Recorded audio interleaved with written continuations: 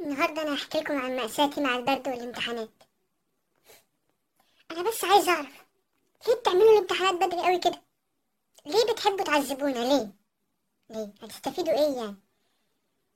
ليه كل يوم وأنا نازل من البيت أبقى عايزة أعيط عشان سايب اللحاف في البيت ونازل؟ ليه تنزلونا في التلج ده؟ يعني مش عارفين تأجلوا الامتحانات شوية؟ يعني حرام عليكم. يعني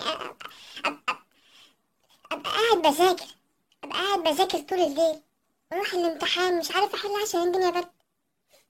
يعني أبقى باصص للورقة وعارف الإجابة ومش عارفة أمسك القلم وأكتب. يرضي مين ده؟ حرام عليكم. يرضي مين ده؟ يرضي مين ده؟